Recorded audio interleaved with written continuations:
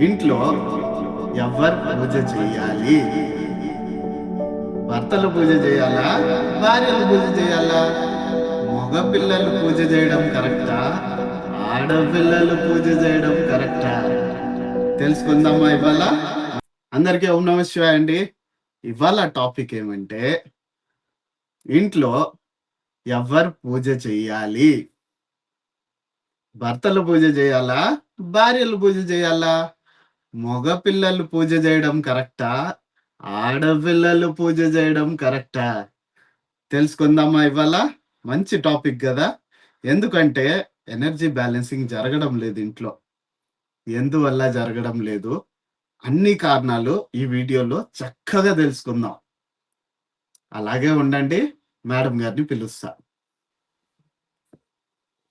Welcome నమస్తే. Madam. Welcome back to my channel. Our channel.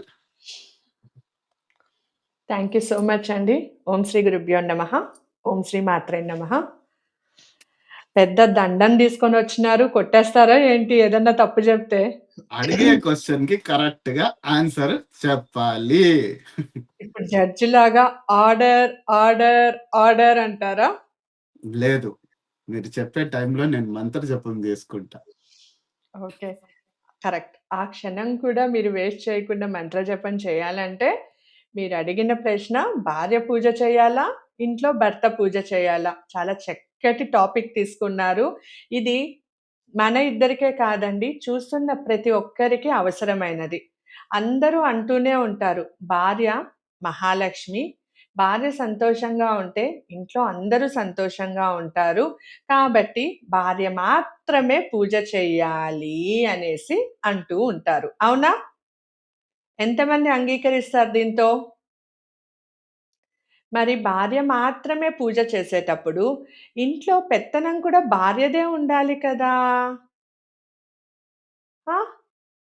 అప్పుడు మాత్రం ఎక్కడి నుంచి గుర్తొస్తది? పెత్తనం నాది, సంపాదన నాది, అన్నీ చేసేది నేను, నోరు మూసుకొని నీ పని నువ్వు చూసుకో అనేసి అంటారు కదా! అదెక్కడి నుంచి గుర్తొస్తది?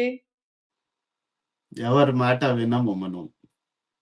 అందుకే కాషాయ వస్త్రంలో ఉన్నారు.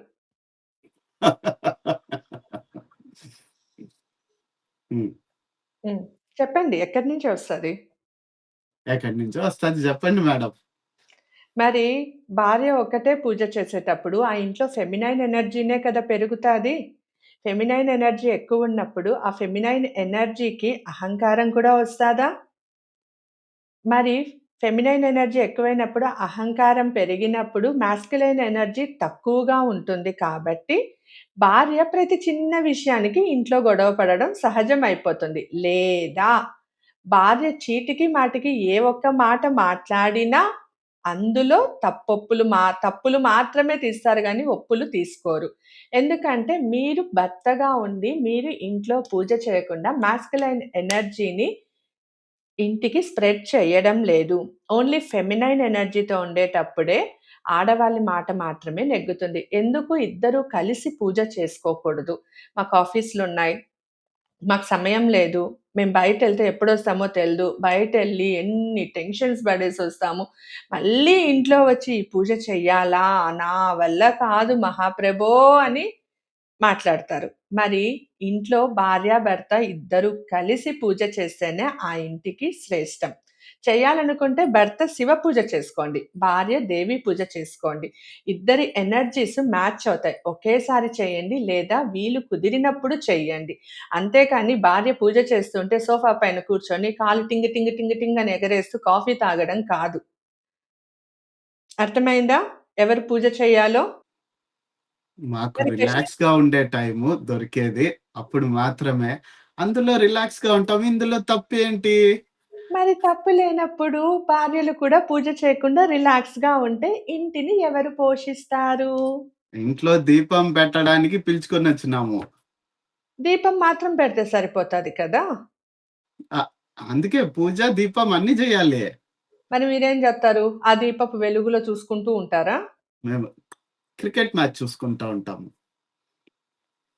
మీరు బంతిని ఎంత ఫాస్ట్‌గా కొడతారో మీ జీవితంలో కష్టాలు గూడా అంతే ఫాస్ట్‌గా వస్తూ ఉంటాయప్పుడు.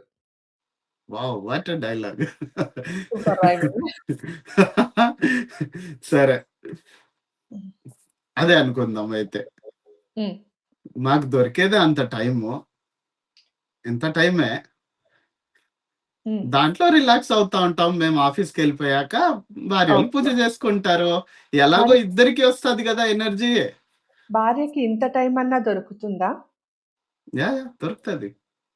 ఏం ఎలా? బోలెడంత ఉంటది టైము మేము బయలుదేరాక. పొద్దున్నుంచి సాయంత్రం వరకు.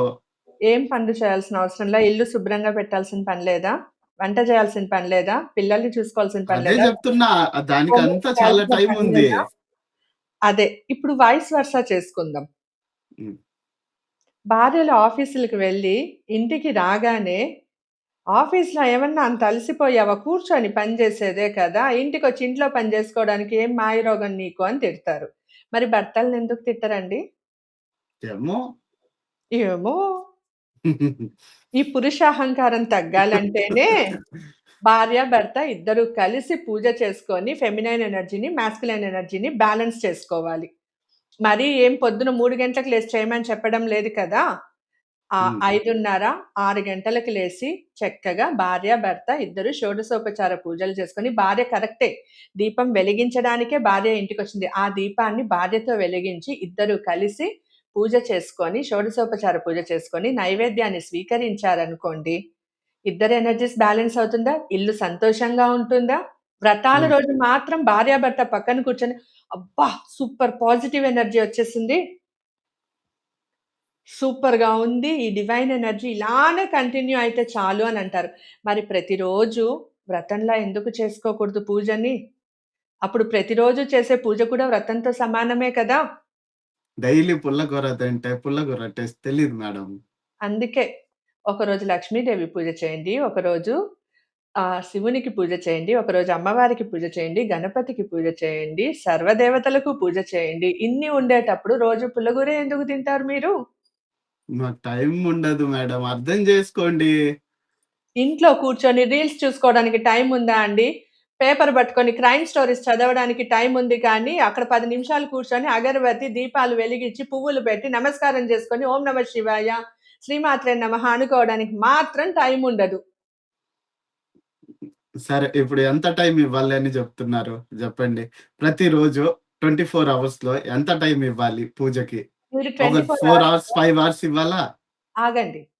24 అవర్స్‌లో ఎన్ని గంటలు సంతోషంగా ఉండాలనుకుంటున్నారు? ఆబ్వియస్లీ పొద్దున్న నుంచి నైట్ వరకు. ఆబ్వియస్లీ పొద్దున్నుంచి నైట్ వరకు సంతోషంగా ఉండాలంటే, కనీసం 30 మినిట్స్ అయినా మీరు ధ్యానానికి, పూజకి, మంత్ర జపానికి కేటాయించాలి. చాలా సరిపోతుందా మేడం? చాలండి. అరగంట హ్మ్. ధ్యానం చేసినా చాలు. శక్తి ఇద్దరు స్వీకరించొచ్చు. కుటుంబానికంతటిని శక్తిని పంచొచ్చు. ఇంట్లో హ్మ్. అందరికీ శక్తినివ్వచ్చు. ఇంట్లో డివైన్ ఎనర్జీ నింపొచ్చు. అలాగే మేడం చేస్తాము. హ్మ్. కానీ ఏం జేయాలని గూడా జెప్పండి. ఏం చేయాలి అంటే, ప్రతిరోజు దీపం వెలిగించాలి. భార్య, భర్త ఇద్దరూ కలిసి. మళ్ళీ పూజ చేయాలంటే స్నానం చేయాలా అన్న క్వెషన్ మాత్రం అడగకండి. పూజ కరెక్ట్‌గా అంటే క్యాచ్ చేసారు. చాలు. మంత్ర జపం అంటే చాలు. స్నానం చేసే చెయ్యాలా? స్నానం చెయ్యకుండా పార్టీకెళ్తారా అండి మీరు? ఓహ్! ఓహ్! అట్లాంటి పనులు జేయము. ఆ! స్నానం స్నానం జేసే చేయకుండా ఎళ్తాము. పార్టీకెళ్లరు. మీ పక్కనున్న మనిషికి మాత్రం మీరు సువాసనలు వెదజల్లుతూ ఉండాలి. అంతేకాని భక్తితో పూజ చేయడానికి మాత్రం స్నానం చేయాలంటే, పొద్దున స్నానం చేయాలా? చలేస్తది. నాకు జ్వరమొస్తది. నాకు తలనొప్పొస్తది. పొద్దున్న స్నానం చేయాలంటే 2:30కే లేచి నేను పూజలు చేసుకోవాలా? 2:30కే ఇల్లంతా తుడవాలా? ఇలాంటి క్వెషన్‌లొస్తాయి. కరెక్ట్. వస్తాయి. వస్తాయి. ఎందుకొస్తది? ఎందుకు రాకుండా ఉంటది? సరే చెప్పండి. స్నానం జేసి పూజ జేస్తాం మేడం స్నానం ప్రతిరోజు. చేసి ఓకేనా? దేవుడి గదిలో ఆగండి. హ్మ్. ఇలా ఫాస్ట్‌గా చేసే క్రికెట్‌లో 6 అనుకోని ఔట్ అయిపోతారు. హ్మ్. పూజ చేసే ముందే దేవుడి పీఠాన్ని శుద్ధి చేసుకొని, చక్కగా నిన్నటి రోజు పువ్వులు పెట్టినవన్నీ పూలు తీసేసి పక్కన పెట్టేసి, తాజాగా ఉన్న పువ్వులను అలంకరించండి. ఈ లోపల ఇది భర్త అలంకరిస్తూ ఉన్నారనుకోండి, ఓం నమః శివాయ జపం చేసుకుంటూ, లేదా మీ ఇష్టదేవత జపం చేసుకుంటూ, గురు ప్రార్థన చేసుకుంటూ అలంకరిస్తూ ఉన్నారనుకో, ఆ లోపల భార్య పూజకి కావాల్సిన సామాగ్రినంతటిని సిద్ధం చేసుకుంటాది. ప్రసాదాలంటే మల్లి పులిహోరాలు, పెరుగన్నాలు కాదండి. ఒక చిన్న గిన్నెలో బెల్లము, లేదా ఖర్జూరము, లేదా చిట్టి కలకండ ఇలాంటివి పెట్టుకోండి. ఇవేవి కాదు నేను వంటే చేశానంటే చక్కగా మీరు చేసినదే మీరు ఏమైతే స్వీకరించాలనుకుంటున్నారో అదే భగవంతునికి నైవేద్యంగా సమర్పించండి. ఒక చిన్న గ్లాస్‌లో నీళ్లు పెట్టండి. పంచపాత్రలను తీసుకోండి. ఎందుకంటే పాద్య అర్ఘ్యపాద్యాలను ఇవ్వాలి కాబట్టి పంచపాత్రలలో నీళ్లను తీసుకోండి. పువ్వులను సిద్ధం చేసుకోండి. గంధం, పసుపు, కుంకుమ, కర్పూర హారతి, అగరబత్తిలు, దీపం, దీపపు కుందులు, దాంట్లో ఒత్తులు, నువ్వుల నూనె అన్నీ సిద్ధం చేసుకొని చక్కగా ఆవిడ వచ్చి కూర్చునేటప్పటికి మీరు అలంకరించి ఉన్నారంటే ఇద్దరూ సతీ సమేతంగా కూర్చొని పూజను ప్రారంభించుకోవచ్చు. ముందుగా గురుధ్యానం, గణపతి పూజ చేసుకొని, గణపతి పూజ అంటే మరీ పెద్ద పెద్ద శ్లోకాలేమి చదివేయకుండా శుక్లాంబరధరం విష్ణుం శశివర్ణం చతుర్భుజం ప్రసన్నవదనం ధ్యాయ సర్వ విఘ్నోపశాంతయే ఓం శ్రీ మహాగణాధిపతయే నమః ఆవాహయామి, స్థాపయామి, పూజయామి అనుకొని గణపతికి ముందుగా నమస్కరించుకొని విఘ్నాలను తొలగించమని, ఆ తరువాత సర్వదేవతలకు మీ ఇంట్లో చాలా దేవతా విగ్రహాలు ఉంటాది. చాలా ఫోటోలుంటాయి కాబట్టి ఉన్న వాటికి ఓం శ్రీ సర్వదేవతాభ్యో నమః ఆవాహయామి, స్థాపయామి, పూజయామి, పాదయోః పాద్యం సమర్పయామి, హస్తయోః అర్ఘ్యం సమర్పయామి, ముఖే ఆచమనీయం సమర్పయామి అని ఈ 16 షోడశ ఉపచారాలను చేసుకుంటూ చివరిగా హారతినిచ్చి అమ్మవారి, స్వామివారి యొక్క ఆశీస్సులను తీసుకోండి. ఇవన్నీ చేసిన తరువాత అకాల మృత్యుహరణం, సర్వవ్యాధి నివారణం, సమస్త పాపక్షేకరం శ్రీ లలితాదేవి పాదోదకం పావనం శుభం. మీరక్కడ తీర్థం పెట్టింటారు కదా! ఆ తీర్థంలో ఇది మంత్రజలం అయుంటాది. దాన్ని తీర్థంగా స్వీకరించండి. ఇద్దరు భార్య, భర్త ఇంట్లో ఉన్న వారందరూ కూడా దాన్ని తీర్థంగా స్వీకరించండి. దీని తరువాత ఇంకొక చిన్న పని చేయాలండి. ఇది ప్రతి భార్య తన భర్త పాదాలకు నమస్కరించి ఆశీర్వాదాలు తీసుకోవాలి. ఎందుకంటే అంతటి లక్ష్మీదేవి అయిన మహావిష్ణువు పాదాల చెంతనే ఉంటుంది.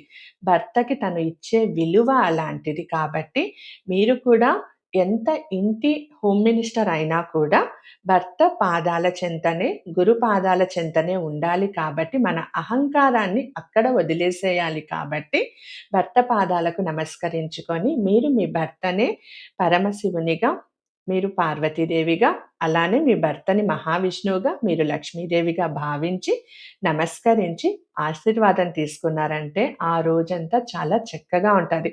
మళ్ళీ ఒకటి గుర్తుపెట్టుకోండి భర్త పాదాలను భార్య తాకుతోందని భర్త అహంకారవంతుడు అవ్వకూడదు. భార్య ఎంత ప్రేమతో, ఎంత అహంకారాన్ని వదిలి తన భర్త పాదాలను నమస్కరిస్తోందో, భర్త కూడా ఆ అహంకారాన్నంతా వదిలేసి భార్యలోని సౌమ్యత్వాన్ని గుర్తించి, మీరు కూడా ఓపికగా తనను ఆశీర్వదించి ఇద్దరు అన్యోన్యంగా ఉన్నారనుకోండి, ఆ రోజంతా చక్కగా ఉంటుంది. దీనికి ఎంత టైం పడతది? 20 నిమిషాల కన్నా ఎక్కువ పట్టదు. ఆ 20 నిమిషాలు కూడా మీరు ఇవ్వలేని పక్షంలో ఉన్నారంటే కష్టాలు అనుభవించక తప్పదు. సరే మేడం. బాగా చెప్పారు. ఫాలో అవుతాము. మంచిగా చెప్పారు. నాతో పాటు ఎంతమంది ఫాలో అవుతారో కింద కమెంట్ రూపంలో తెలిపించండి. అలాగే లైక్ చేసేయండి వీడియోని. దాని ద్వారా చాలా మందికి రీచ్ అవుతాది. థ్యాంక్ యూ సో మచ్ అండి. ఓం నమః ఓం నమః శివాయ. శివాయ. శ్రీమాత్రే శ్రీమాత్రే నమః. నమః.